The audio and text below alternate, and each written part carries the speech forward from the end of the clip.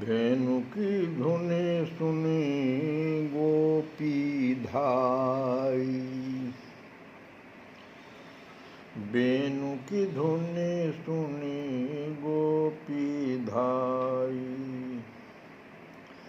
अपने कंठनी लय लपटाई।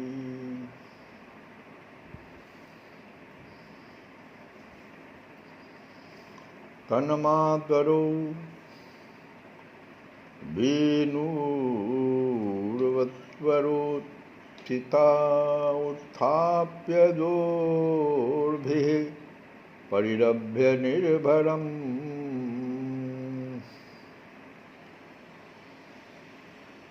ये वेणु की वाणी, वेणु की धुनी सुनते भगवान असंख्य रूपों में आज लौट रहे हैं ब्रज में। तो लौटते वक्त उन्होंने क्या किया, वेणु बजा दिया। जैसे ब्रज के किनारे एकदम नजदीक आ गए तो वेणु बजा दिया। और फिर तो जितनी भी गोप सुंदरियां थी उनका धैर्य टूट गया। वे दौड़ पड़ी नीलमणि को अपने अंक में भर लेने के। धूड़ी झाड़ी पुनि पुनि मुख चूमनी, नहीं कहीं पर प्रेम की घूमनी।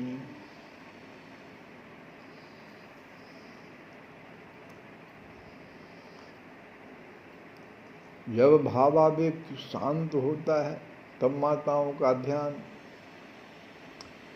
अन्य कृत्यों की ओर जाता है। प्रतिदिन का ही तो नियम है। श्री कृष्णचंद्र सायंकाल वत्सचारण करके लौटते हैं, उनके सखा भी उनके साथ ही आते हैं। आज भी वैसे ही नील सुंदर वन से लौटे हैं, शिशु भी साथ ही आए हैं। माताएं उनका संलालन करने जा रही है। वे नहीं जान पाती कि आज इन असंख्य गोप शिशुओं के रूप में स्वयं नंद नंदन श्री कृष्णचंद्र ही हैं। ये नहीं जान पाई। जाने भी तो कैसे, कोई अंतर हो तब तो। जिस बालक की जो जैसी चेष्टा सदा घर पर हुआ करती, सर्वथा वैसी ही तो आज भी है। जो शिशु जिस कमनीय भंगिमा से अपनी जननी का आनंद वर्धन करता, वह आज भी वैसे ही मनोहर वाली चेष्टाओं से अपनी माता के हृदय स्थल को आनंदपूरित किए दे रहा है। माता भी इन पुत्र रूपधारी श्री कृष्णचंद्र के संलालन में व्यस्त है। संध्या तो हो ही चुकी है, रजनी की छाया भी आ गई है और उन्हें अभी बहुत से कार्य करने हैं, पर आज उनका उल्लास अपने आप 7 सहस्त्र गुणित हो चुका है। सबके पास एक कृष्ण है, अतः कहीं उद्विग्नता नहीं है। परम स्नेह पूरी तत्परता से वे अपने कार्य में लगी हैं। सदा की भांति ही वे अपने पुत्रों के, वास्तव में श्री कृष्णचंद्र के, पुत्रों के नहीं, श्री कृष्णचंद्र के अंगों में सुगंधित तैल का अभ्यंजन करती है, उबटन लगाती है। यह हो जाने पर उन्हें स्नान कराती है, फिर चंदन आदि से निर्मित सुंदर अंगराग लगाती है, वसन भूषण से श्रृंगार धारण कराती है और तब रक्षा तिलक करती है। केशव आदि नामों से उनके ललाट आदि द्वादश अंगों में रक्षा तिलक लगा देती है।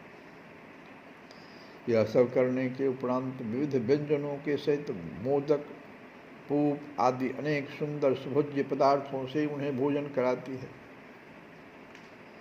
शिशु रूपधारी श्री कृष्णचंद्र से आज की वनचर्या का विवरण सुनती है। वर्णन करते करते उनके नेत्र सरोजों में आलस्य भरने लगता है। तब माताएं सुखद सुरम्य सैया पर उन्हें शयन करा देती है।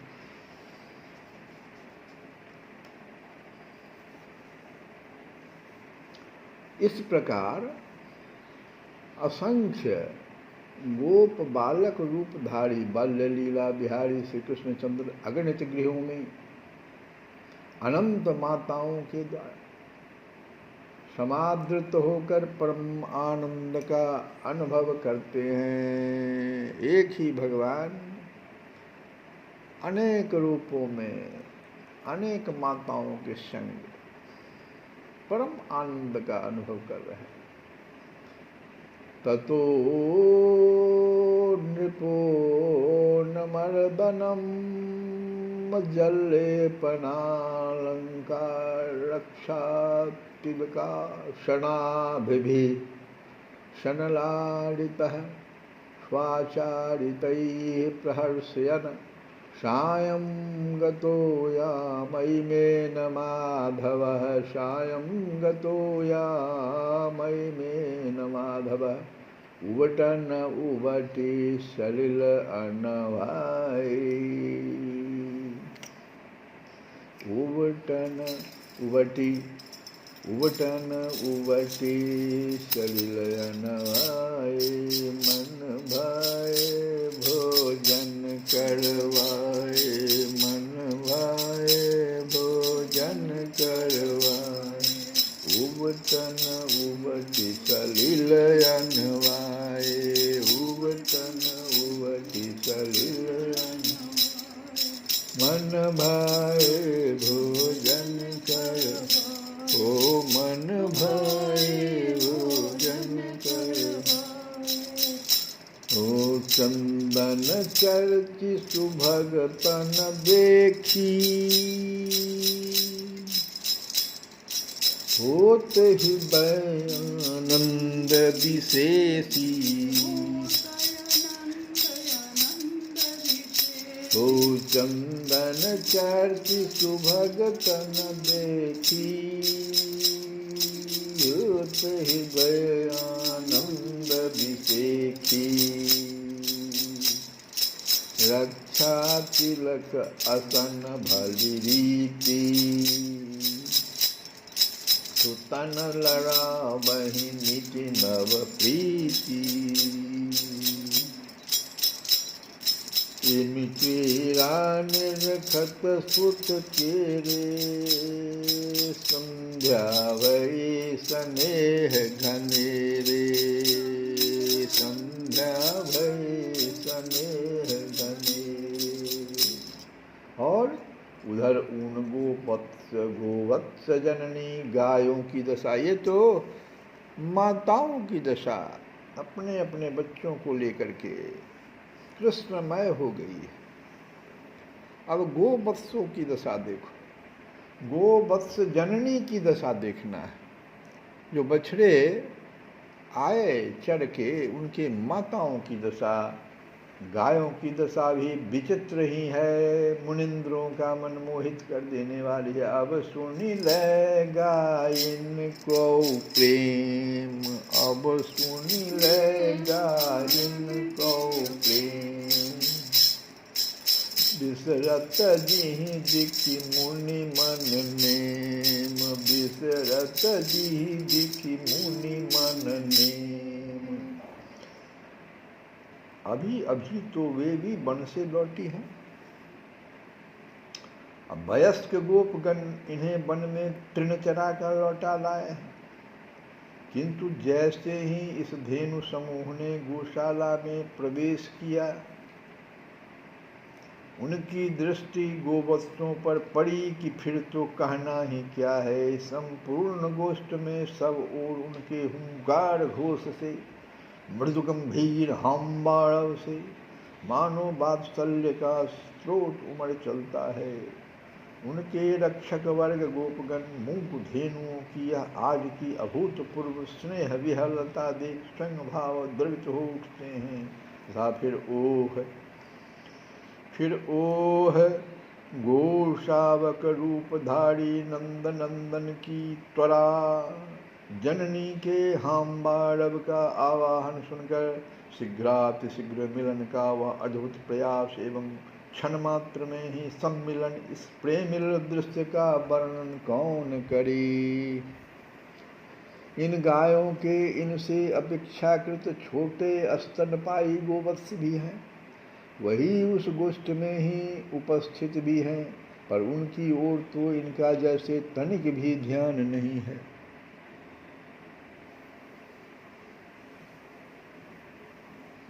और इन मुक्त स्तन्य वत्सतरों के प्रति अपना सर्वस्व न्यौछावर किए दे रही है।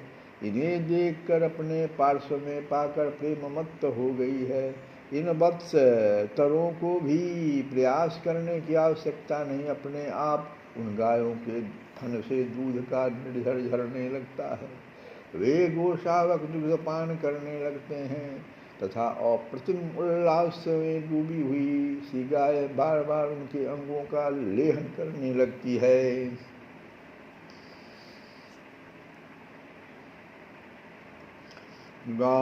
गावस्ततो गोष्ठमुपेत्य सत्वरम् हुंकार घोषैः परिहूत संगतान् श्वकान वत्सतरान् पाययन् मुहुर्लिहन्नत्यस्रवदौधशम्पयः। खड़िक निकट जब बछड़ा बोले, खड़िक निकट जब बछड़ा बोले, सुनतहि गोधन वृंद कलोले।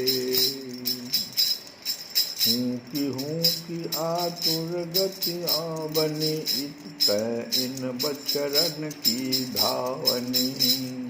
चूसनि चुसावनि चाटनि चुम्बनि, चुसनि चुसावनि चाटनि चुम्बनि। बार बार हित की वह भूषणि, बार बार हित की वह भूषणि। मनहु लील गई है अति प्रेमा, न जोगी करी बहु ने मां। यह है ब्रजेंद्र नंदन के आत्म विहार का प्रथम दिवस। समुच्चा तो ब्रजेंद्र नंदन ही है। आत्म विहार कर सिया राम मैं कर दिया सब जग। अभी तो शरद है, फिर हेमंत, शिशिर, बसंत, ग्रीष्म, पावस ऋतुएं आएंगी। पुनः शारदीय शोभा श्री वृंदा कानन को, ब्रजपुर के आकाश को अलंकृत करेगी। और तब तक ब्रजराज कुमार एकाकी ही वन में पूर्वीथियों में विहरण करते रहेंगे। 1 वर्ष तक की ऐसी दशा रहे। आपू ही बछड़ा आपू ही बाल, आपू ही बछड़ा आपू ही बाल, आपू ही बछड़ा। बिहरत ब्रज बन मोहन लाल, बिहरत ब्रज बन मोहन लाल। आपू ही बछड़ा आपू ही बाल, आपू ही बछड़ा आपू ही बाल। बिहरत ब्रज बन मोहन लाल, बिहरत ब्रज बन मोहन लाल।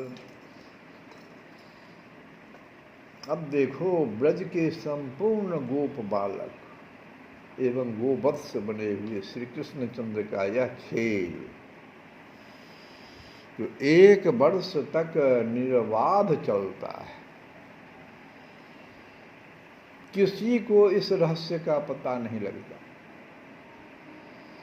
1 वर्ष में 5-6 दिन कम रहने पर यह पता लगा तो कैसे लगा, इस कथा को सुनो। किसी को पता ही नहीं लगा कि संपूर्ण गोप ब्रज का संपूर्ण गोप बालक श्री कृष्ण चंद्र है, और जितने भी गोवत्स हैं वो सब श्री कृष्ण चंद्र हैं। 1 वर्ष का यह खेल रहा, किसी को पता नहीं। अब 1 वर्ष में 5-6 दिन जब बाकी है, तो एक दिन बलराम जी को क्या हुआ इसको सुनिए। प्रभात होता, संध्या आती, निशा के श्याम अथवा शुभ्र आवरण से ब्रजपुर आवृत हो जाता, एवं पुनः तरणी किरणें उसे आलोकित करने लगती। इस क्रम से दिन पर दिन बीतने लगे, पर किसी ने भी गोप शिशु बने तथा गोवत्स रूपधारी श्री कृष्णचंद्र को पहचाना नहीं।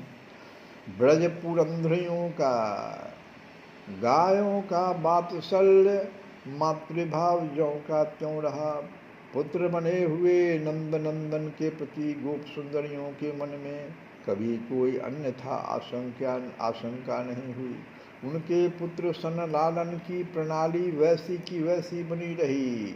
गायें भी वत्स रूप में विराजित ब्रज बिहारी को सर्वथा अपना गर्भजात शावक ही अनुभव करती, उन्हें दूध पिलाकर चाट पोछ कर कृतार्थ होती। सब बातें पहले की भांति ही ज्यों की त्यों बनी रही।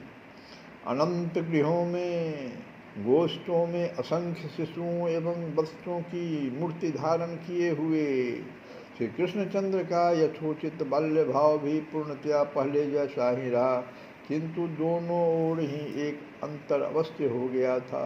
वह यह कि गोप सुंदरियों के हृदयों में अपने पुत्रों के प्रति, गायों के अंतःस्थल में बत्सरों के प्रति जो स्नेह की धारा थी, उसका रूप बदल गया था।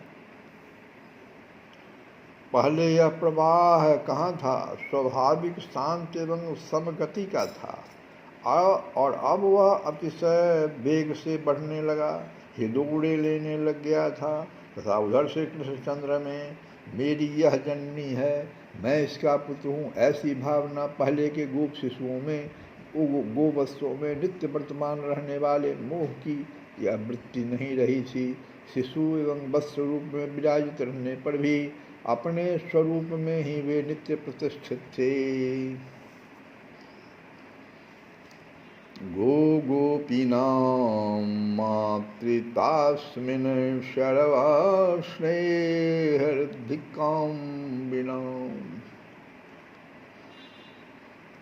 पुरोवदाश्वपि हरेस्तोकता माया बिना।